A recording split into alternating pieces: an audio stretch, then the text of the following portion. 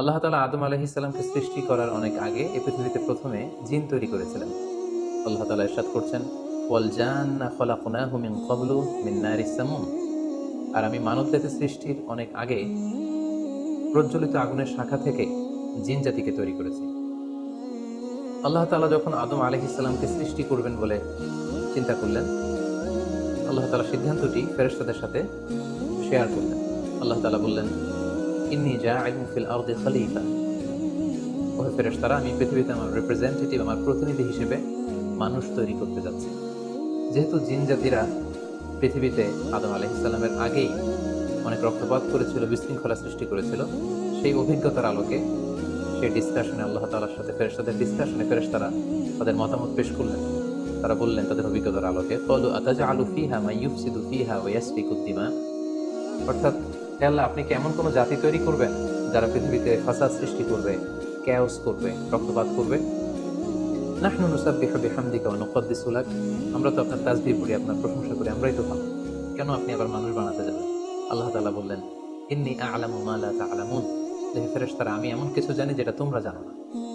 আল্লাহ তাআলার এই সিদ্ধান্তের কথা যখন তিনি ফেরেশতাদেরকে জানিয়ে দিলেন যে আমি মানুষ বানাতে যাচ্ছি, ততবার আল্লাহ তাআলা তার সিদ্ধান্ত অনুযায়ী তিনি মানুষ তৈরি করলেন। আদম আলাইহিস সালাম হচ্ছে এই পৃথিবীর সর্বপ্রথম মানব। তিনি আদম আলাইহিস সালামকে মাটি থেকে তৈরি করেছেন। এই ভূপৃষ্ঠের যত জায়গায় যত ধরনের মাটি আছে, সব মাটিগুলোকে সেখান থেকে কিছু কিছু অংশ নিয়ে আল্লাহ তাআলা আদম আলাইহিস সালামকে তৈরি করলেন। আল্লাহ তাআলা ইরশাদ করছেন, ইন্নী খালিকুম বাশারাম মিন তিন। নিশ্চয়ই আমি মানব জাতিকে মাটি থেকে তৈরি করেছি। এজন্য বলা হয়ে থাকে মাটির মানুষ, বা আদম হচ্ছে মাটির তৈরি। বেসিকলি আমরা আমরা সবাই আমাদের মা এবং বাবা থেকে তৈরি হয়েছি, তাদের স্পার্ম থেকে, ওভাম থেকে। যেহেতু মানুষের এই বীর্য বা স্পার্মটি আমাদের খাবার দাবারের একটা শক্তির রস বা নির্যাস, এবং আমাদের খাবার দাবার ফলমূল এগুলো আসে বেসিকলি মাটি থেকে, সেই দিকে ইঙ্গিত করে আমাদেরকে বলা হয় যে আমরাও হচ্ছি মাটির তৈরি। আদম আলাইহিস সালামকে আল্লাহ তাআলা সরাসরি মাটি থেকে তৈরি করলেন, এবং এই সৃষ্টি প্রক্রিয়ার তিনটি ধাপ ছিল। প্রথমত আল্লাহ তাআলা মাটিগুলোকে এঁটেল মাটিতে রূপ দিলেন, যেটাকে কোরআন বলেছে তিনুন লাজিব। তারপর সেই এঁটেল মাটিতে আল্লাহ তাআলা বৃষ্টি বর্ষণ করলেন, ফলে সেটা হয়ে গেল হামাইম মাসনুন, মানে কাদামাটি। এরপর কাদামাটির সে দলা দিয়ে আল্লাহ তাআলা সেখানে হিট দিলেন, প্রচণ্ড তাপ দিলেন। তাপ দিয়ে সেই মাটির দলাটিকে তিনি বানালেন সলসলিন কাল ফখর, ঠনঠনে পোড়ামাটি। এবং সেই ঠনঠনে পোড়ামাটির যে কাঠামো, আল্লাহ তাআলা আদম আলাইহিস সালামের স্ট্রাকচার দিলেন, কাঠামো দিলেন, এবং সেই কাঠামোর ভেতরে আল্লাহ তাআলা রূহের ফুৎকার দিলেন। আল্লাহ বললেন, ফাইদা সাওয়াইতুহু ওয়া নাফাখতু ফীহি মির রূহি। যখন আমি আদমকে তৈরি করলাম, তখন then I breathed into him my spirit. আমি তার ভেতরে আমার রূহের ফুৎকার দিলাম। ফলে আদম আলাইহিস সালাম জীবিত মানুষ হিসেবে সর্বপ্রথম আবির্ভূত হলেন। আমরা যদি সহিহ বুখারীর দিকে তাকাই, তাহলে দেখব যে সহিহ বুখারীতে সাইয়েদনা আদম আলাইহিস সালামকে যখন আল্লাহ তাআলা তার আকৃতি দিয়েছেন, অবয়ব দিয়েছিলেন, তার হাইট কত ছিল, কত লম্বা তিনি ছিলেন, সে ব্যাপারে সহিহ বুখারীতে এসেছে, ওয়াকানা তুলহু সিত্তুনা যিরাআন, 60 বিঘত তিনি লম্বা ছিলেন। আমাদের হাতের এই কোণই থেকে আঙ্গুল পর্যন্ত এই জায়গাটিকে বলা হয় 1 বিঘত। সেই হিসেবে তিনি ছিলেন 60 বিঘত লম্বা, 60 কিউবিট। এবং সহিহ মুসলিমের একটি বর্ণনা থেকে আমরা জানতে পারি, জুমার দিন আল্লাহ তাআলা আদম আলাইহিস সালামকে তৈরি করেছিলেন। ইয়াউমুল জুমআতি ফীহি খুলিকা আদম। জুমার দিনে আল্লাহ তাআলা আদম আলাইহিস সালামের সৃষ্টি প্রক্রিয়া এটাকে তিনি সম্পন্ন করেছেন। আদম আলাইহিস সালামকে তৈরি করার পরে আল্লাহ তাআলা ফেরেশতাদেরকে এবং আদম আলাইহিস সালামকে একসাথে করে একটি মক টেস্ট নিলেন। সেখানে আল্লাহ তাআলা তাদের সবাইকে কিছু শব্দের নাম শিক্ষা দিলেন, এবং আদম আলাইহিস সালামকে ফেরেশতাদের সামনে এনে ফেরেশতাদেরকে আল্লাহ তাআলা বললেন যে এগুলোর নাম যদি তোমরা আমাকে বলতে পারো তাহলে বলো। আল্লাহ তাআলা বললেন, আম্বিউনি বিআসমাই হাউলাই ইন কুনতুম সাদিকিন। ফেরেশতাদেরকে প্রথম প্রশ্ন করা হলো, বলো তো এগুলোর নাম কি? ফেরেশতারা উত্তর করতে পারল না। অতঃপর আদম আলাইহিস সালামকে লক্ষ্য করে আল্লাহ যখন বললেন, ইয়া আদম আম্বিহুম বিআসমাইহিম, হে আদম, তুমি এই জিনিসগুলোর নাম সবাইকে শুনিয়ে দাও। ফালাম্মা আম্বাআহুম বিআসমাইহিম, আদম আলাইহিস সালাম যখন একটার পর একটা সবগুলো জিনিসের নামকরণ করে ফেলতে পারলেন, সবগুলো জিনিসের নাম বলতে পারলেন, ক্বালা আলাম আকুল লাকুম ইন্নী আ'লামু গায়বাস সামাওয়াতি ওয়াল আরদ। আল্লাহ তাআলা ফেরেশতাদের বললেন, আমি কি তোমাদেরকে বলিনি যে আমি আকাশ জমিনের গায়েবের সমস্ত বিষয়ের ধারক এবং বাহক, সব বিষয়ের জ্ঞান আমার কাছে আছে। সো আদমকে আমি এমন কিছু স্পেশাল ফিচার দিয়ে তৈরি করেছি যেগুলো অ্যাঞ্জেলদের মধ্যে ল্যাকিংস ছিল। ফলে ফেরেশতারা সেগুলো জানার পরেও সেগুলোর নাম আল্লাহ তাআলাকে রিপিট করে বলে শোনাতে পারেনি। কিন্তু আদম আলাইহিস সালাম সবগুলো জিনিসের নাম একটার পর একটা তিনি বলে ফেলতে পারলেন। এবং এ থেকে প্রমাণিত হয় যে আল্লাহ তাআলা এখানে ফেরেশতাদের অপারগতা এবং আদম আলাইহিস সালামের শ্রেষ্ঠত্বের প্রমাণ তিনি এখানে স্থাপন করলেন। অনেকে প্রশ্ন করে থাকে যে আল্লাহ তাআলা আদম আলাইহিস সালামকে স্পেশালি এই জিনিসগুলোর নাম শিক্ষা দিয়েছিলেন, ফলে আদম আলাইহিস সালাম বলতে পেরেছেন। কিন্তু ফেরেশতাদেরকে তো এই জিনিসগুলোর নাম শিক্ষা দেওয়া হয়নি, তো তারা কি করে বলবে? কোরআনের কোথাও এটা সুস্পষ্ট বলা হয়নি যে আল্লাহ তাআলা যখন এই জিনিসগুলোর নাম শিক্ষা দিচ্ছিলেন তখন আলাদা করে আদম আলাইহিস সালামকে শিক্ষা দিচ্ছিলেন।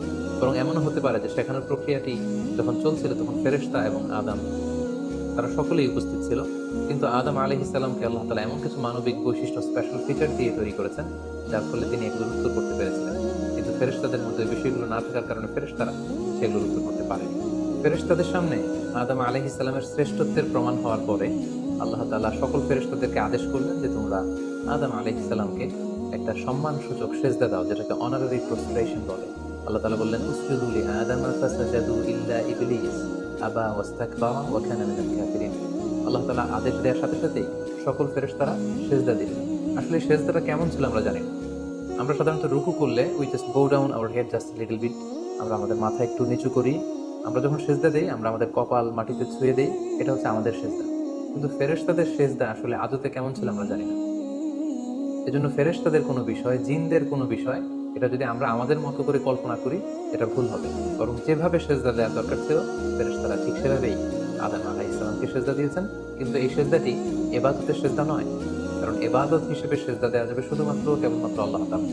এই সেজদাটি ছিল সম্মানসূচক সেজদা, অনারারি প্রস্ট্রেশন। ফাসাজাদু ইল্লা ইবলিস, আল্লাহ তাআলা আদেশ দেওয়ার সাথে সাথে সকল ফেরেশতারা সেজদা দিল, ইবলিস ছাড়া।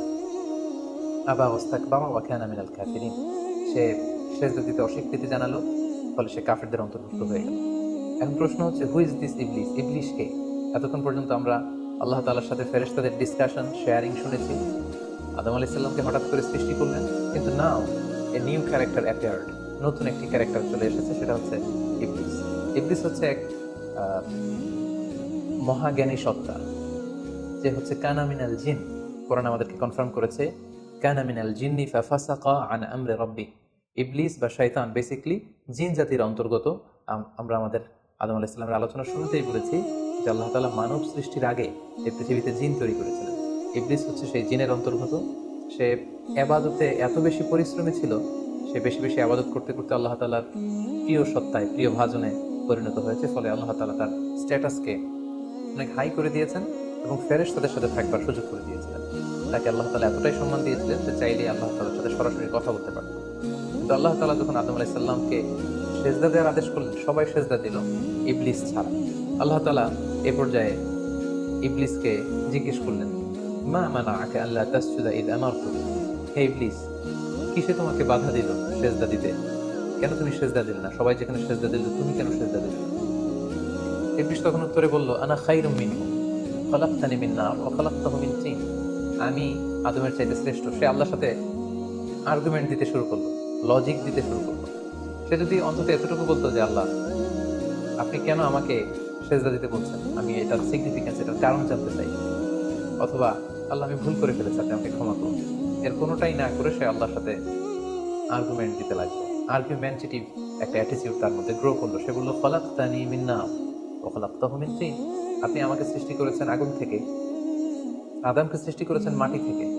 আগুন হচ্ছে ঊর্ধ্বমুখী, আগুনের লেলিহান শিখা দাউ দাউ করে উপরের দিকে উঠতে থাকে, আর মাটির চাকা ঢিলা, ছেড়ে দিলে নিচে পড়ে যায়। সো ঊর্ধ্বমুখী কোনো জিনিস তো নিম্নমুখী কোনো জিনিসের কাছে নত হতে পারে না। আমি কেন সেজদা দেব? সে যখন আল্লাহ তাআলার কাছে এইভাবে যুক্তিতর্ক স্থাপন করলো, আল্লাহ তাআলা তার র্যাঙ্কিংকে নষ্ট করে দিলেন। আল্লাহ বললেন যে তুমি বিতাড়িত, অভিশপ্ত, লাঞ্ছিত এবং ধিক্কৃত। আল্লাহ তাআলা তার যে হাই র্যাঙ্ক এবং স্ট্যাটাস, সেই পদমর্যাদা, তাকে পদমর্যাদাচ্যুত করা হলো। ফলে সে তার আগের অবস্থানে আর থাকলো না।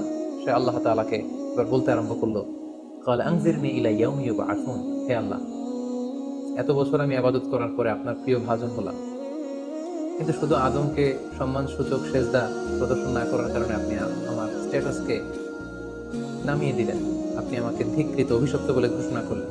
তাহলে আমি আপনার কাছে একটা জিনিস চাই, সেটা হচ্ছে আনজিরনি ইলা ইয়াউমি ইউবআসুন। আপনি আমাকে কিয়ামত পর্যন্ত হায়াত দিন, যাতে আমি কিয়ামত পর্যন্ত বেঁচে থাকতে পারি এবং সে শুধু আল্লাহর সাথে আর্গুমেন্ট দিয়েই ক্ষান্ত হয়নি, সে এ পর্যায়ে আল্লাহ তাআলাকে চ্যালেঞ্জ ছুড়ে দিল।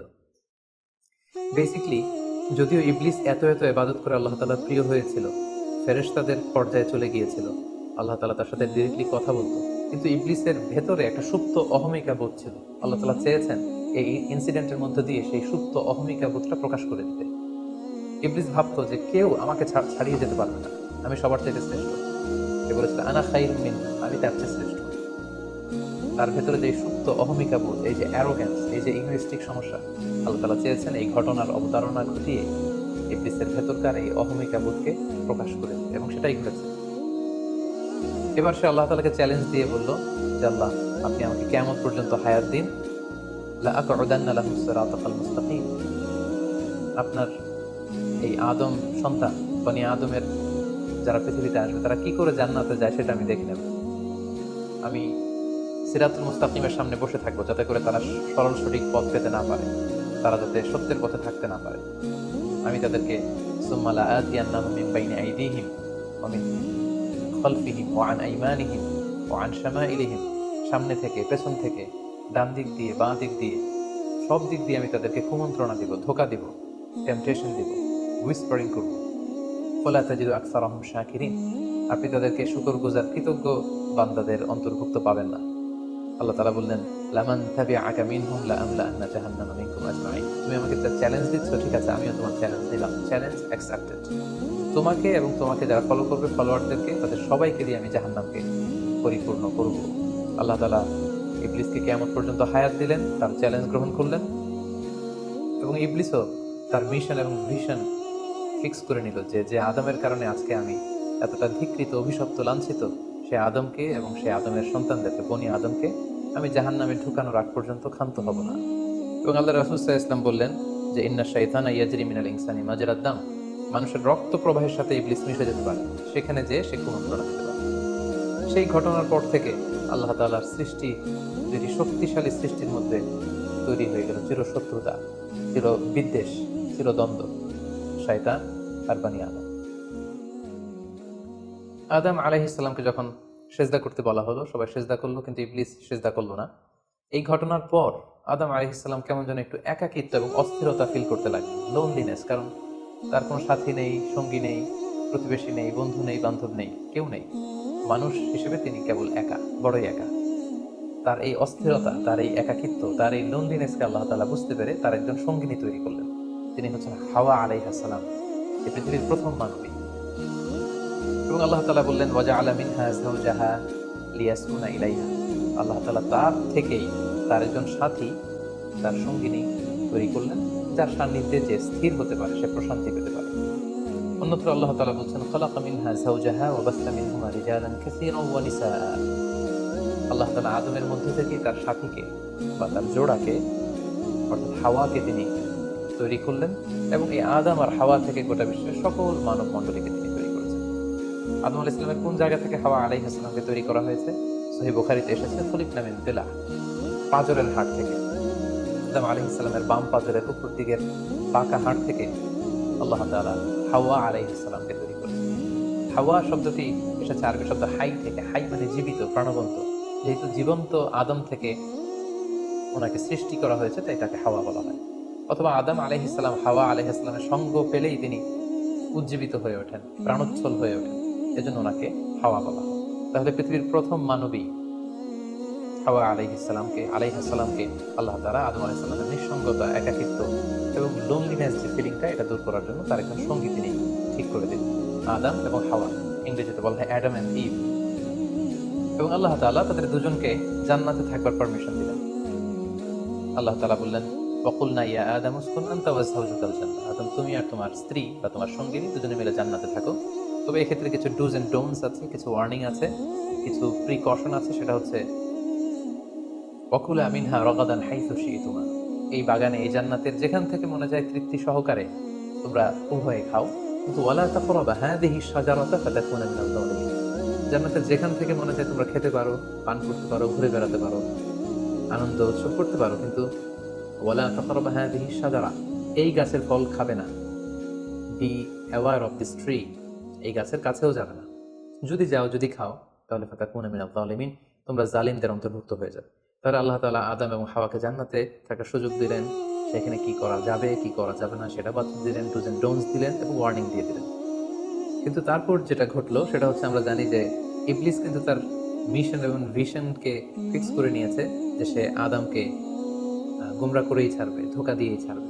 এবং সে অনুপাতে সে সামহাও জান্নাতে ঢুকে আদম এবং হাওয়া আলাইহিস সালামকে হুইসপারিং করে, টেম্পটেশন দিয়ে, কুমন্ত্রণা দিয়ে তাদেরকে বিভ্রান্ত করে ফেলল।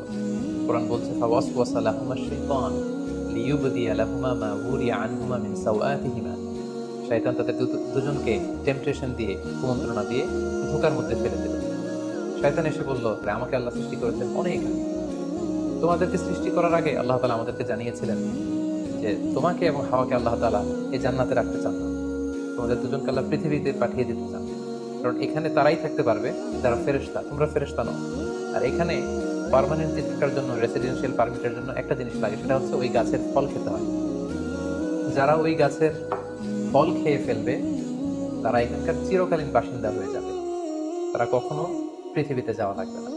তো এই জন্য আল্লাহ তাআলা তোমাদেরকে ফল খেতে নিষেধ করেছেন ওই গাছে। তোমরা যদি ওই গাছের ফল খেয়ে ফেলো তাহলে তোমরা এখানকার চিরস্থায়ী অধিবাসী হয়ে যাবে, কোনোভাবেই আল্লাহ তাআলা তোমাদেরকে এখান থেকে তাড়াতে পারবেন না। কিন্তু আল্লাহ তাআলা চাইছেন তোমাদেরকে এখান থেকে তাড়িয়ে পৃথিবীতে পাঠিয়ে দিবেন। আমি তোমাদেরকে কসম করে বলছি, আমি তোমাদের ওয়েল উইশার, শুভাকাঙ্ক্ষী। শয়তান বলল যে, ওয়াকাসামাহুমা ইন্নী লাকুমা মিনান নাসিহিন, নিশ্চয়ই আমি তোমাদের জন্য শুভাকাঙ্ক্ষী, তোমরা আমার কথা শোনো। যদি এখানে আরামে দিনাতিপাত করতে চাও তাহলে তোমরা এই ফল খাও, ফলে তোমাদেরকে আর কোথাও যাওয়া লাগবে না। আদম আলাইহিস সালাম, আল্লাহ তাআলা সে দেয়ার ডুজ এন্ড ডোন্টস, সে ওয়ার্নিং এর কথা ভুলে তিনি এবং তার স্ত্রী ওই নিষিদ্ধ ফল থেকে খাওয়া শুরু করলেন। এবং খাওয়ার সাথে সাথেই ফালাম্মা যাকা শাজারাতা বাদাত লাহুমা সাওআতুহুমা ওয়া তাফিকা ইয়াখসিফানি আলাইহিমা মিন ওয়ারাকিল জান্নাহ। ওই নিষিদ্ধ গাছের ফল খাওয়ার সাথে সাথেই আদম আলাইহিস সালাম এবং হাওয়া আলাইহিস সালামের গায়ে যে জান্নাতি পোশাক ছিল, অটোমেটিক্যালি সেই পোশাক খুলে পড়তে আরম্ভ করলো। ওনারা উলঙ্গ হয়ে যেতে লাগলেন। তড়িঘড়ি করে ওনারা জান্নাতের বিভিন্ন পাতা এনে, বিভিন্ন লতা পাতা এনে ওনাদের প্রাইভেটকে ওনারা ঢাকলেন। এবং তখনই ওনারা বুঝতে পারলেন, আমরা কি করলাম, আমরা তো মহাভুল করে ফেলেছি, আমরা তো আল্লাহ তাআলার আদেশকে অমান্য করেছি। আল্লাহ তাআলা সাথে সাথে বললেন, আলাম আনহাকুমা আন তিলকুমা শাজারা, আদম এটা তোমরা কি করলে, আমি তো এটা কখনো এক্সপেক্ট করিনি। আমি কি তোমাদেরকে নিষেধ করিনি এই গাছের ফল খেতে? এবং আমি কি তোমাদেরকে বলে দিইনি যে ইন্না শাইতানা লাকুম আদুউম মুবিন, শয়তান তোমাদের সুস্পষ্ট চিরশত্রু? কেন তোমরা এই কাজটা করলে? আদম আলাইহিস সালাম এবং হাওয়া আলাইহিস সালাম ওনারা লজ্জিত হলেন, ওনাদের কাজের জন্য ওনারা লজ্জিত হলেন। আল্লাহ তাআলা বলছেন, ওয়ালাকাদ আহিদনা ইলা আদামা মিন ক্বাবলু ফানাসিয়া ওয়া লাম নাজিদ লাহু আজমা। আমি আদমকে ওসিয়ত করেছিলাম যে এই কাজটা তুমি করো না, আদম আলাইহিস সালাম ভুলে গিয়েছেন। আল্লাহ তাআলার আদেশ পালনে আল্লাহ বলছেন, আমি আদমকে দৃঢ় প্রত্যয়ী পাইনি। ফলে আদম আলাইহিস সালাম এবং হাওয়া আলাইহিস সালাম ওনারা নিজেদের ভুল বুঝতে পারলেন এবং অনুতপ্ত হলেন, লজ্জিত হলেন, আল্লাহ তাআলার কাছে ক্ষমা চাইতে লাগলেন। আল্লাহ তাআলা তাদেরকে ক্ষমার কিছু বাক্য শিখিয়ে দিলেন। ফাতালাক্কা আদামু মির রাব্বিহি কালিমাত, কিছু বাক্য শিখিয়ে দিলেন। সেই বাক্যগুলো কি ছিল? সেগুলো ছিল, রব্বানা যালামনা আনফুসানা ওয়া ইল্লাম তাগফির লানা ওয়া তারহামনা লানাকুনান্না মিনাল খাসিরিন। হে আল্লাহ, আমরা জুলুম করে ফেলেছি আমাদের নফসের উপর, আমরা ভুল করেছি। আপনি যদি আমাদেরকে ক্ষমা না করেন, যদি রহম না করেন, আমরা তো ক্ষতিগ্রস্তদের অন্তর্ভুক্ত হয়ে যাব। আদম আলাইহিস সালাম এবং হাওয়া আলাইহিস সালাম উভয়ে অনুতপ্ত হলেন, লজ্জিত হলেন এবং চোখের পানি ছেড়ে এই দোয়াটি পড়ে পড়ে আল্লাহ তাআলার কাছে ক্ষমা চাইলেন এবং আল্লাহ তাআলা তাদের উভয়কে ক্ষমা করে দিলেন। এবার আল্লাহ তাআলা তাদের দুজনকে বললেন, যেহেতু তোমরা আমার আদেশকে মান্য করতে পারোনি, সেজন্য তোমাদেরকে পৃথিবীতে চলে যেতে হবে। ইহবিতু বা'দুকুম লিবা'দিন আদু, তোমাদেরকে পৃথিবীতে নামিয়ে দেয়া হলো। ওয়ালাকুম ফিল আরদি মুস্তাকাররু ওয়া মাতাউন ইলা হিন, এই পৃথিবী হবে তোমাদের আবাসস্থল।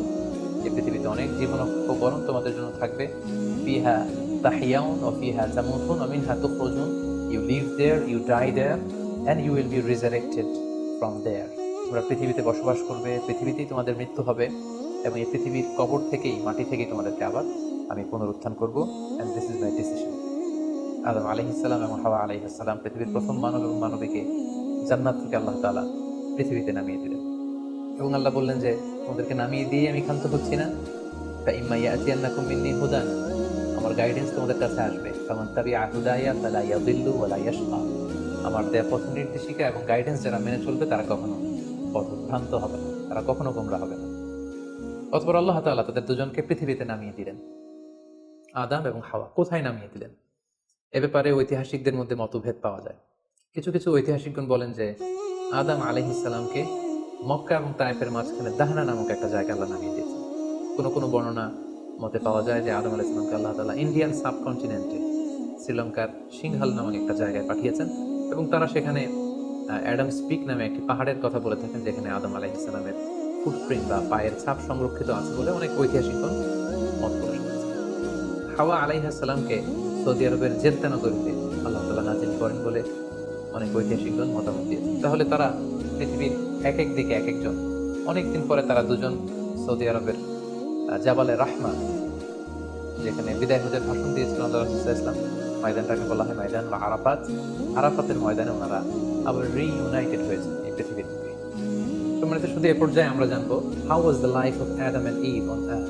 এই পৃথিবীতে আদম আলাইহিস সালাম এবং হাওয়া আলাইহিস সালামের একবার পৃথিবীর শুরুর দিকের জীবন পরিক্রমাটা কেমন ছিল, হাউ ওয়াজ দেয়ার লাইফ, কিভাবে তারা তাদের জীবন অতিবাহিত করেছে। আমরা জানি যে তাদের দুজনের মাধ্যমেই হিউম্যান হিস্ট্রি শুরু হয়েছিল, মানব ইতিহাস। তাদের জীবন পরিক্রমাটা কিছুটা ভিন্ন, আমাদের চাইতে ভিন্ন, যেহেতু তারাই পৃথিবীর প্রথম মানব এবং মানবী। তাদের কোনো প্রতিবেশী নেই, তাদের কোনো বন্ধু বান্ধব নেই, পৃথিবীতে আর কোনো মানুষ তাদের আশেপাশে ছিল না, শুধু তারাই। তো সেক্ষেত্রে এক আল্লাহ তাআলার ইবাদত ছাড়া তাদের মৌলিক যে কাজটা ছিল সেটা ছিল পপুলেশন, কালটিভেশন অ্যান্ড কনস্ট্রাকশন।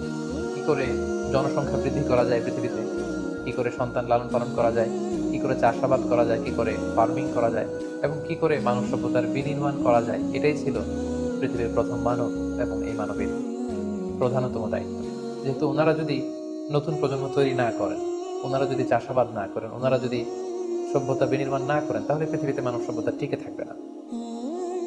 ফলে মৌলিক ইবাদতের পাশাপাশি এগুলোই ছিল ওনাদের কাজ। আল্লাহ তাআলা সব শিখিয়ে দিলেন কিভাবে গাছ রোপণ করতে হয়, কিভাবে চাষাবাদ করতে হয়, কিভাবে ছাগল গরু এগুলো লালন পালন করতে হয় এবং সেখান থেকে কিভাবে দুধ দহন করে নিজেদের খাবারের যোগান দিতে হয়। বেসিক্যালি আদম আলাইহিস সালামের কাছে যে সহিফাগুলো নাজিল হয়েছিল সেখানে শরীয়তের মূলনীতির চাইতে কিভাবে পৃথিবী আবাদ করতে হবে এই বিষয়গুলোই বেশি স্থান পেয়েছিল। এক্ষেত্রে সবচেয়ে মজার ব্যাপার হচ্ছে আদম আলাইহিস সালামের এই জীবন পরিক্রমার সবচেয়ে গুরুত্বপূর্ণ একটি মজার বিষয় হচ্ছে যে কিছুদিন পরেই তাদের কুলকে আলোকিত করে, তাদের সংসারকে আলোকিত করে নতুন প্রজন্ম আসতে শুরু করলো এবং আদম আলাইহিস সালাম এবং হাওয়া আলাইহিস সালামের মাধ্যমে যে সন্তানরা পৃথিবীতে আসতো তারা ছিল অলওয়েজ টুইন বেবি বা যমজ সন্তান হিসেবে আসতো। সর্বপ্রথম আল্লাহ তাআলা তাদেরকে একটি সন্তান, একটি ছেলে সন্তান এবং একটি মেয়ে সন্তান দিয়ে ধন্য করলেন এবং তারা তাদের নাম রাখলেন, ছেলেটির নাম রাখলেন কাবিল, মেয়েটির নাম রাখলেন আকীবা। এবং তারপরের বছর আবারও হাওয়া আলাইহিস সালাম গর্ভবতী হয়ে সন্তান জন্ম দিলেন। সেক্ষেত্রেও একটি ছেলে একটি মেয়ে, কারণ এই ছেলে মেয়েদের বিয়ে দেওয়ার তখন পদ্ধতি ছিল এই বছর যেই ছেলে জন্মগ্রহণ করেছে সেই ছেলের সাথে পরের বছরের মেয়ের বিয়ে হতো এবং এই বছর যে মেয়ে জন্মগ্রহণ করেছে তার সাথে পরের বছরের ছেলের সাথে এভাবে ক্রসিং সিস্টেমে বিয়ে হতো। যেহেতু পৃথিবীতে আর কোনো মানুষ তাদের আশেপাশে ছিল না, ফলে নিজেদের ভাই বোনদের মধ্যে বিয়ে হতো, তবে উলট পালট করে। তো এর ফলে বাই ডিফল্ট আদম আলাইহিস সালামের ছেলে কাবিলের ভাগ্যে এসে জুটল তার পরের টার্নের যে বোন জন্মগ্রহণ করেছে হাবিলের সাথে, তার নাম ছিল লাবুদা। লাবুদার সাথে কাবিলের বিয়ে হবে এবং হাবিলের সাথে ইকলিমার বিয়ে হবে, এটাই ফিক্স করা হবে। কিন্তু এখানে একটি সমস্যা দেখা দিল, সেটি হচ্ছে ইকলিমা ছিল খুবই সুন্দরী, she was a very beautiful lady. ফলে কাবিল এটা মেনে নিতে পারে, সে প্রশ্ন উত্থাপন করলো যে কেন আমি লাবুদাকে বিয়ে করবো, লাবুদা হচ্ছে কিছুটা শ্যামলা প্রকৃতির, আমি তাকে বিয়ে করবো না, বরং আমার সাথে আমার যে বোন জন্মগ্রহণ করেছে সে ইকলিমাকে আমি বিয়ে করবো। আদম আলাইহিস সালাম বললেন, না, এটা আল্লাহর দেয়া আদেশ, তোমার সাথে তোমার যে যমজ বোন জন্মগ্রহণ করেছে তাকে তুমি বিয়ে করতে পারবে না, বরং তোমার পরে হাবিল এবং লাবুদা যে জন্মগ্রহণ করেছে সে লাবুদা হবে তোমার স্ত্রী এবং তোমার সাথে তোমার যে বোন আকলিমা জন্মগ্রহণ করেছে সে আকলিমা হবে হাবিলের স্ত্রী। কিন্তু কাবিল এটা সহজে মেনে নিতে পারেনি, ফলে সে এখানে প্রশ্ন উত্থাপন করলো এবং সে বললো যে আমি আকলিমাকে বিয়ে করতে চাই। দেখা দিল এক মহা সমস্যা। তখন আল্লাহ তাআলা আদম আলাইহিস সালামকে জানিয়ে দিলেন, ঠিক আছে, হাবিল এবং কাবিলকে কোরবানি করতে বলো, যার কোরবানি কবুল হবে সেই আকলিমাকে পাবে। এবং তখন কোরবানির সিস্টেম ছিল কোরবানি করে চলে আসার পরে আকাশ থেকে আগুন এসে যেই কোরবানিকে ঝলসে দিত সেই কোরবানিটা আল্লাহ তাআলার কাছে কবুল হয়েছে বলে ধরে নেওয়া হতো। আদম আলাইহিস সালামের ছেলে কাবিল বেসিকলি চাষি ছিল। সে এক বস্তা গম আল্লাহ রাস্তায় কোরবানি করলো। আর হাবিল সে মেষ চড়াতো, ছাগল চড়াতো। সে একটি বকরি জবাই করে আল্লাহ রাস্তায় কুরবানি করলো এবং তারা অপেক্ষা করতে লাগলো যে কার কুরবানি কবুল হয়। দেখা গেল আকাশ থেকে আগুন এসে হাবিলের বকরি বা ছাগলটাকে ঝলসে দিয়েছে, কিন্তু কোনো আগুন এসে কাবিলের গমের বস্তাকে বা গমের স্তূপকে ঝলসে দেয়নি। ফলে প্রমাণিত হলো যে হাবিলের কুরবানি আল্লাহ তাআলার দরবারে কবুল হয়েছে এবং আল্লাহ তাআলার যে আগের বিধান অনুযায়ী হাবিলই আকলিমাকে বিয়ে করার সুযোগ পাবে। এই কথাটি আল্লাহ তাআলা খুব সুন্দর করে কোরআনুল কারীমে উল্লেখ করেছেন। আল্লাহ বলছেন, ফাতুকুব্বিলা মিন আহাদিহিমা ওয়া লাম ইউতাকাব্বাল মিনাল আখার। তাদের একজনের কুরবানি কবুল হলো, আরেকজনের ঠিক হলো না। ফলে হাবিল আকলিমাকে বিয়ে করার সুযোগ পেল। কিন্তু কাবিল এতে আরো প্রচন্ড জেলাসি ফিল করতে লাগলো। সে হিংসায় জ্বলে পুড়ে অত্যন্ত রেগে গিয়ে বলল, লা আক্তুলান্নাক, হাবিল আমি তোমাকে হত্যা করব। তোমাকে হত্যা করে হলেও আমার সুন্দরী বোন আকলিমাকে আমি ছিনিয়ে নিব। তখন হাবিল বলতে লাগলো যে, লাইন বাসাত্তা ইলাইয়া ইয়াদাকা লিতাকতুলানি মা আনা বিবাসিতি ইয়াদিয়া ইলাইকা লিআকতুলাক। অর্থাৎ, হে কাবিল, তুমি যদি আমাকে হত্যা করতে অগ্রগামী হও, হাত বাড়াও, আমি আমার হাতকে বাড়াবো না তোমাকে আঘাত করার জন্য। কারণ তুমি যদি আমাকে হত্যা করো তাহলে আমার পাপ, তোমার পাপ সবটাই তোমার ঘাড়ে বর্তাবে। আর আমি এত বড় পাপ কাজ কখনোই করতে চাই না। কাবিল এই কথাতেও ক্ষান্ত না হয়ে সে হত্যা করতে উদ্ধত হলো এবং সে তার কথা মতো তার ভাই হাবিলের উপর চড়াও হয়ে আক্রমণ করে তার আপন ভাই হাবিলকে সে হত্যা করে ফেলল। কোরআন বলল, ফাকাতালা ফাসবাহা মিনাল খাসিরিন।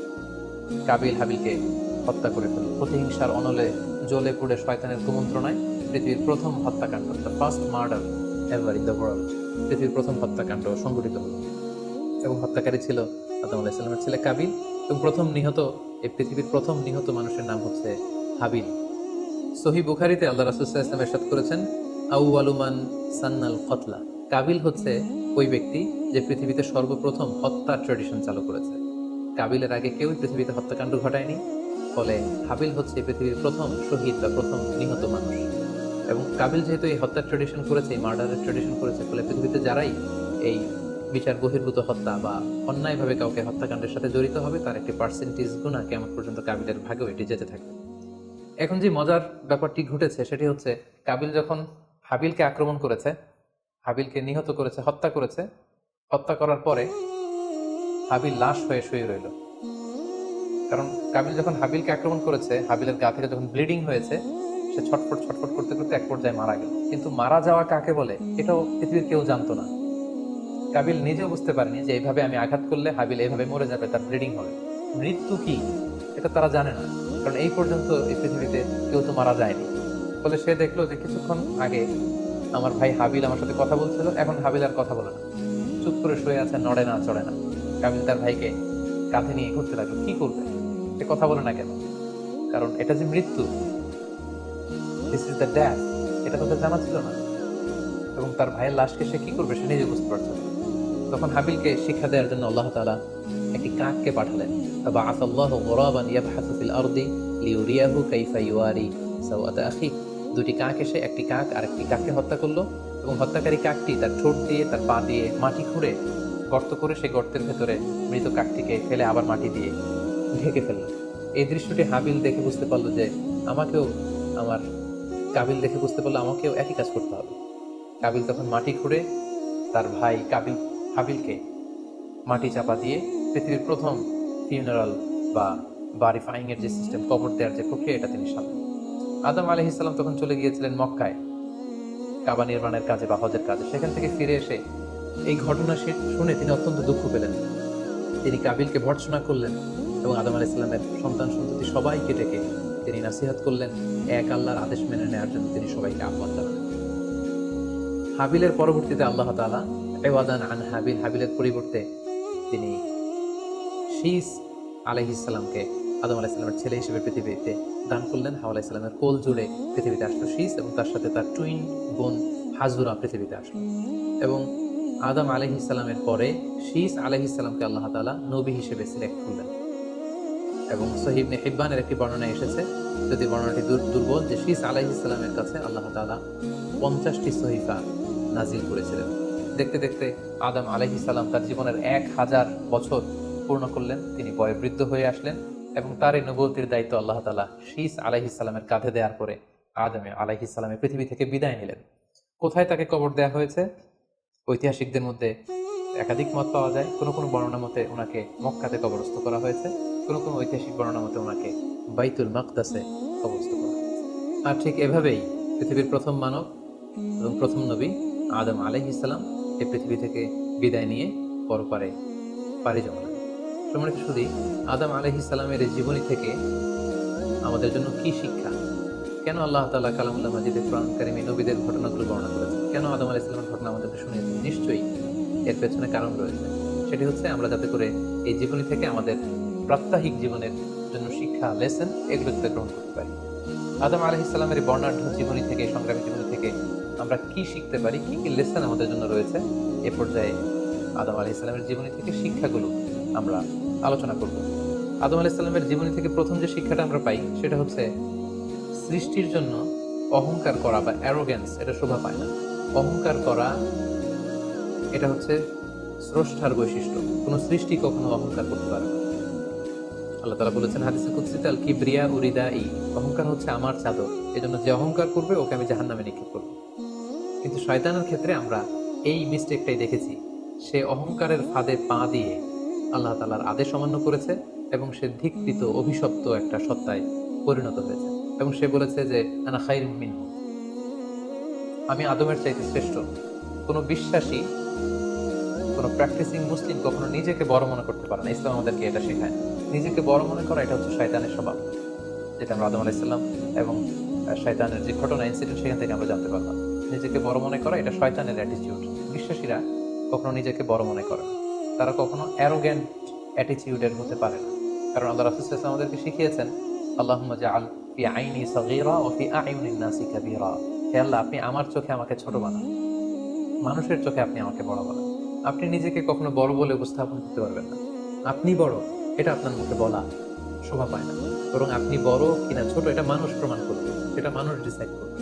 এজন্য আল্লাহ রাসূল সাল্লাল্লাহু আলাইহি ওয়াসাল্লাম বলতেন, হে আল্লাহ, আমার চোখে আপনি আমাকে ছোট বানান, মানুষের চোখে আপনি আমাকে বড় বানান। তাহলে আদম আলাইহিস সালাম এবং ইবলিসের এই ঘটনা থেকে আমরা প্রথম যে শিক্ষাটা পাই সেটা হচ্ছে আমরা যেন কখনো আমাদের অন্তরে অহমিকা বোধ লালন না করি। আমরা যেন এই ইগোইস্টিক সমস্যাতে না ভুগি। আমরা কখনো যেন অহংকারী না হই, বরং আমরা যেন বিনয়ী হতে পারি। বিনয়ী বান্দাদেরকে আল্লাহ তাআলা পছন্দ করেন। নিজেকে বড় মনে করা এটা হচ্ছে শয়তানের স্বভাব এবং সে নিজেকে বড় মনে করেই সে অভিশপ্ত হিসেবে চিহ্নিত হয়েছে। আদম আলাইহিস সালামের ঘটনা থেকে আরো একটি শিক্ষা আমরা যেটি পাই সেটি হচ্ছে শয়তানের প্রথম মিশন ছিল মানুষের দেহ থেকে পোশাক খুলে ফেলা।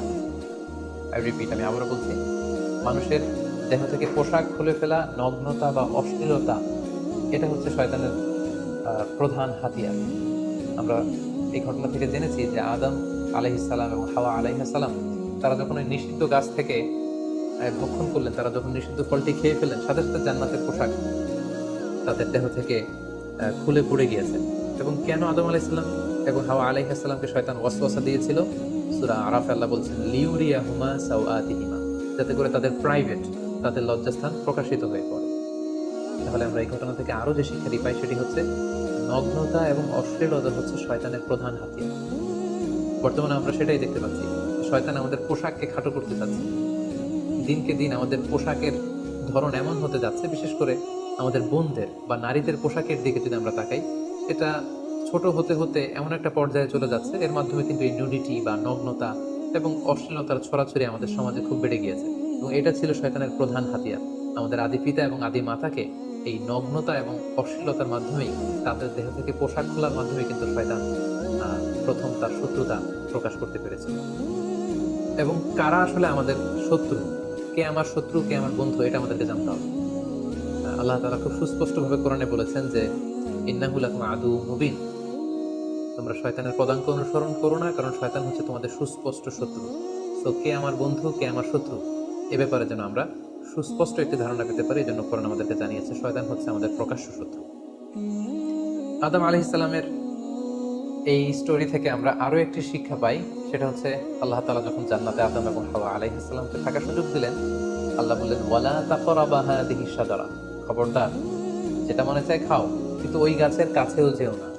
আল্লাহ তাআলা কিন্তু বলেননি ওই গাছের ফল খেও না, আল্লাহ বলেছেন কাছেও যেও না। এটা একটা কোরআনিক টার্ম, কাছেও যাওয়া যাবে না। ফল খাওয়া তো দূর কি বাত, ওই গাছের ফল খাওয়া তো অনেক পরের কথা। আগে কাছে গেলেই না ফল খাওয়া না খাওয়ার প্রসঙ্গটা আসে। এজন্য আল্লাহ তাআলা সাবধান করে বলে দিয়েছিলেন, কাছেও যেও না। এটা কোরআনের একটা টার্ম।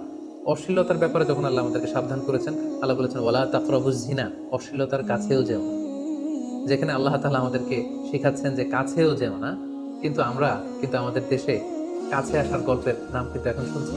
আমরা মোস্ট রিসেন্টলি কিছু বছর আগে ক্লোজ আপ ওয়ানের কাছে আসার দুর্দান্ত সব গল্প নিয়ে তারা কিছু প্রোগ্রাম করেছিলেন। সেখানে তরুণ তরুণীদেরকে খুব বেশি কাছে আসার জন্য তারা একে অপরের কাছে আসা, লাভ স্টোরিগুলো শেয়ার করা, এগুলো তারা প্রমোট করেছে। কিন্তু তার বিপরীতে কোরআনিক পয়েন্টস অফ ভিউ যদি আমরা দেখি, সেখানে কিন্তু আমরা ভিন্ন কনসেপশন দেখতে পাই। সেখানে কোরআন আমাদেরকে বলেছে যে কাছেও যাওয়া যাবে, তোমরা কাছেও যাও। সো এই বিষয়টি যেন আমরা মনে রাখবার চেষ্টা করি। আদম আলাইহিস সালামের ঘটনা থেকে আরো একটি শিক্ষা আমরা পাই, সেটা হচ্ছে শয়তান সবসময় আমাদেরকে অস্থির বানাতে চেষ্টা করে। মানে আমার আরো লাগবে, আমার আরো চাই, আমার আরো পেতে হবে। যেমন জান্নাতে নিঃসন্দেহে আদম এবং হাওয়া আলাইহিস সালামের জন্য কোনো অভাব ছিল না, সবকিছু সেখানে ছিল। তারপরেও কেন তাদেরকে যেটাকে নিষিদ্ধ করা হয়েছে ওই ফল কেন খাওয়া লাগবে? শয়তান এসে সেই কাজটাই করেছে। শয়তান বোঝাতে চাচ্ছে তোমাদের আরো লাগবে, আরো। এই অফুরন্ত খাবার এবং নাজ নেয়ামতে তোমাদের হবে না, বরং যেটা আল্লাহ নিষেধ করেছে ওইটাতেই যেতে হবে। সো এটা হচ্ছে শয়তানের একটা ধোঁকা দেওয়ার পদ্ধতি। শয়তান সবসময় আমাদেরকে আরো চাই, আমাদের আরো লাগবে, আরো পাওয়ার জন্য শয়তান আমাদেরকে উৎসাহিত করে। এরকম আরো আরো করে যখন আমরা এসবের পেছনে ছুটতে থাকি, ফলে আমরা অস্থির হয়ে উঠি। শয়তান কখনোই চায় না আমরা যেন প্রশান্ত চিত্তের অধিকারী থাকি, আমরা যেন ধীরস্থির থাকি। আপনি যখনই ধীরস্থির হবেন, আল্লাহর সিদ্ধান্তে যখন আপনি সন্তুষ্ট হবেন, তখনই আপনার মনে একটা প্রশান্তি চলে আসবে। ফলে আপনি তখন আল্লাহকে নিয়ে ভাবার সুযোগ পাবেন, আপনার জীবনকে নিয়ে সন্তুষ্ট হবেন। তখন আপনার মধ্যে একটা কামনেস, একটা ট্রাঙ্কুইলিটি চলে আসবে। কখনোই শয়তান এটা চায় না, এবং শয়তান সবসময় একটা প্রতিযোগিতার মধ্যে রেখে আরো লাগবে, আরো চাই, এরকম একটা উন্মাদনা, অস্থিরতা শয়তান সবসময় আমাদের কাছে, আমাদের মধ্যে ছড়িয়ে দিতে চায়। এই গল্প থেকে আমরা আরো একটা জিনিস শিখতে পারি, সেটা হচ্ছে দ্য পাওয়ার অফ দোয়া। দোয়ার যে কত বড় শক্তি, একটু খেয়াল করে দেখুন যে আল্লাহ তাআলা শয়তানের দোয়াও কিন্তু ফিরিয়ে দেয়নি, কিন্তু আমরা অল্পতে নিরাশ হয়ে যাই। শয়তান বলেছিল, আল্লাহ তুমি আমাকে চিরকাল বেঁচে থাকার সুযোগ দাও, লম্বা হায়াত দাও। আল্লাহ এই দোয়া কবুল করলেন। শয়তান বললেন, আল্লাহ আমি ডানে বায়ে সামনে পেছনে সব দিক থেকে যেন আদম এবং হাওয়াকে, মানুষকে কুমন্ত্রণা দিতে পারি, তুমি সুযোগ দাও। আল্লাহ সুযোগ দিলেন, আল্লাহ দোয়া কবুল করলেন। শয়তান বলল, আল্লাহ আমি যেন মানুষের শিরায় উপশিরায় রক্তের প্রবাহের ভেতরে ঢুকে যেন আমি টেম্পটেশন দিতে পারি। আল্লাহ তাআলা এটাও কবুল করলেন। তো যে আল্লাহ তাআলা শয়তানের দোয়া কবুল করে ফেলতে পারেন, সে আল্লাহ তাআলাকে আমাদের দোয়া কবুল করবেন না? অবশ্যই করবেন। তো সেক্ষেত্রে দোয়ার মতো দোয়া করতে হবে। সিনসিয়ার দোয়া ইজ লাইক এ মিসাইল। আপনি যদি সিনসিয়ারলি দোয়া করেন, এটা মিসাইলের মতো। মিসাইল হামলা করলে যেমনি লক্ষ্যবস্তুতে যে ভেদ করে, তেমনি দোয়ার মতো যদি দোয়া করা যায়, চাওয়ার মতো যদি আল্লাহ তাআলার কাছে চাওয়া যায়, সেই দোয়াটাও আল্লাহ তাআলা কবুল করবেন। দোয়া ইজ ইটস অ্যান আর্ট, এটা একটা শিল্প। কেমন করে চাইতে হয়, কেমন করে দোয়া করতে হয়, সেটাও জানতে হয়। তো আমরা যখন আল্লাহ তাআলার কাছে চাইবো, আমরা যেন খুব সিনসিয়ারলি চাই। 5 নম্বর যেই শিক্ষাটি আমরা পাই, সেটা হচ্ছে রিপেন্টেন্স, অনুতপ্ত হওয়া। শয়তানও আল্লাহর আদেশ অমান্য করেছে, আদম আলাইহিস সালামও আদেশ অমান্য করেছে। আল্লাহ বলেছেন সেজদা দাও, শয়তান সেজদা না দিয়ে আদেশ অমান্য করে। আল্লাহ তাআলা আদমকে বলেছেন এই গাছের কাছে যেও না, আদম আলাইহিস সালাম ভুল করে খেয়ে তিনিও আদেশ অমান্য করলেন। পার্থক্যটা কোথায়? পার্থক্য হচ্ছে শয়তান ভুল করে সে ভুলের উপর অটল থেকে গিয়েছিল, অহংকার করেছিল। কিন্তু আদম আলাইহিস সালাম ভুল করে তিনি অনুতপ্ত হয়েছিলেন। শয়তান ভুল করে ভুলের উপর স্থির থাকে, আর আল্লাহর প্রিয় বান্দারা ভুল করে তারা আল্লাহ তাআলার কাছে ক্ষমা চায়। আমরা মানুষ হিসেবে আমাদের ভুল হতেই পারে, এটা খুবই স্বাভাবিক। কুল্লুকুম খাত্তা, তোমরা সবাই পাপী, ওয়া খায়রুল খাত্তাইনা তাওয়াবুন। এই পাপীদের মধ্যে সবচেয়ে শ্রেষ্ঠ পাপী হচ্ছে যে পাপী পাপ করার পরে আল্লাহ তাআলার কাছে তওবা করে, অনুতপ্ত হয়। অনুতপ্ত বান্দার চোখের পানির যে কত পাওয়ার, জাহান্নামের আগুন কোনো কিছু দিয়ে নেভানো সম্ভব না, কিন্তু অনুতপ্ত বান্দার চোখের পানি দিয়ে জাহান্নামের আগুন নিভে যায়। একজন বান্দা যখন ভুল করে, পাপ করে, ভুল বুঝতে পেরে অনুতপ্ত হয়ে চোখের পানি ছাড়ে, তার চোখের পানি চোখ বেয়ে, তার নাকের ডগা বেয়ে মাটিতে পড়ার আগেই আল্লাহ অনুতপ্ত বান্দার সব গুনাহ মাফ করে দেয়। তাই আমরা যেন আল্লাহ তাআলার কাছে অনুতপ্ত হতে পারি। শয়তান আল্লাহকে সেদিন চ্যালেঞ্জ দিয়ে বলেছিল, আল্লাহ আমি দেখে নেব কি করে তুমি তোমার বান্দাদেরকে জান্নাতে ঢুকাও। আল্লাহ তাআলা বললেন, চ্যালেঞ্জ অ্যাকসেপ্টেড, তোমার চ্যালেঞ্জকে আমি গ্রহণ করলাম। তুমি আজীবন আমার বান্দাদেরকে ধোঁকা দিবে, কিন্তু আমার বান্দা যখন অনুতপ্ত হয়ে চোখের পানি ছেড়ে ক্ষমা চাইবে, আমি জীবনের সব গুনাহ মাফ করে দেব। সো অনুতপ্ত হয়ে আল্লাহর কাছে চাওয়ার এই সুযোগকে যেন আমরা নষ্ট না করি। আমরা যেন ভুল করলে আল্লাহ তাআলার কাছে ক্ষমা চাই, আমরা যেন তাওবা করে ফিরে আসি। 6 নাম্বার যে শিক্ষাটি আমরা আদম আলাইহিস সালামের গল্প থেকে পাই সেটা হচ্ছে our life is full of struggle. আমাদের জীবনটা হচ্ছে খুবই স্ট্রাগল করে এই জীবনটাকে লিড করতে হয়। এখানে অনেক এফোর্ট দিতে হয়। দুনিয়াকে বলা হয় দারুল আসবাব, পরিশ্রম করে লড়াই করে নিজের অবস্থানকে এখানে জানান দিতে হয়। প্রতিকূল পরিবেশে কিভাবে আপনি টিকে থাকবেন, দুর্যোগ মোকাবেলা করে কিভাবে আপনি টিকে থাকবেন, সেটার শিক্ষা কিন্তু এই পৃথিবীতে আছে। যেমন আদম আলাইহিস সালাম, হাওয়া আলাইহিস সালাম যখন পৃথিবীতে এসেছেন তাদের জন্য সবকিছু যে একেবারে প্রিপেয়ার্ড ছিল ব্যাপারটা এমন নয়।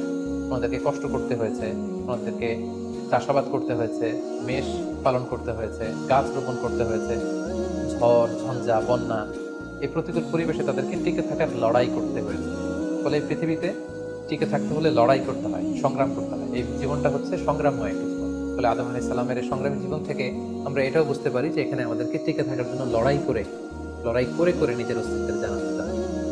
সর্বশেষ আদম আলাইহিস সালামের জীবনী থেকে যে আমরা শিক্ষাটি পাই সেটা হচ্ছে এই পৃথিবীতে অনেক ধরনের ফিতনা আছে, এর মধ্যে নারী ঘটিত ফিতনা একটি বড় ধরনের ফিতনা।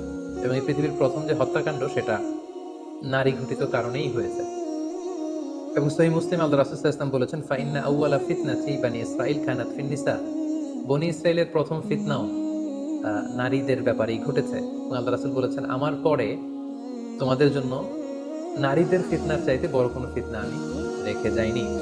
ফলে এই নারী ঘটিত ফিতনা থেকে আমাদেরকে সাবধান থাকতে হবে। বর্তমানেও যখন আমরা পত্রপত্রিকা খুলি প্রায় কিন্তু আমরা এই ধরনের অশ্লীলতা, নগ্নতা, ধর্ষণের মতো জঘন্য ঘটনার কথা আমরা শুনি। এতে করে আমরা বুঝতে পারছি যে নারী ঘটিত ফিতনাটা আসলেই অনেক বড় ফিতনা। এক্ষেত্রে আসলে নারীদেরকে ব্লেম করা হচ্ছে না, এক্ষেত্রে উভয়ই সমানভাবে অপরাধী। নারী পুরুষ উভয়কে আল্লাহ তাআলা তাদের চোখকে অবনমিত রাখতে বলেছেন। এই হাদিস দ্বারা এটা প্রমাণ হয় না যে নারীদেরকে ব্লেম করা হচ্ছে, বরং ঘটনাটা যেহেতু নারী কেন্দ্রিক সেহেতু নারী ঘটিত ফিতনার কারণে পৃথিবীতে প্রথম হত্যাকাণ্ড ঘটেছে এবং এখনো এ জাতীয় ঘটনার কারণে অনেক ধরনের ফাসাদ ফিতনা সমাজে ছড়িয়ে পড়ছে। সো আমাদেরকে আদম আলাইহিস সালামের জীবনী থেকে আরো একটি শিক্ষা হচ্ছে এই নারী ঘটিত ফিতনা থেকে বেঁচে থাকার জন্য নারী পুরুষ উভয়কেই তাদের নজর বা দৃষ্টির লাগাম টেনে ধরতে হবে। দৃষ্টিকে যদি আমরা নিয়ন্ত্রণ করতে না শিখি তাহলে ফিতনা কমানো সম্ভব না। আল্লাহ রাসূল সাল্লাল্লাহু আলাইহি ওয়াসাল্লাম বলেছেন, আন-নাযার সাহমুন মিন সিহামি ইবলিস। দৃষ্টি হচ্ছে শয়তানের বিষ মাখানো তীরবানের মধ্যে থেকে একটি তীর। এই বিষ মাখানো তীর দিয়ে শয়তান নারী পুরুষকে কাবু করে অশ্লীলতার পথের দিকে নিয়ে যায়।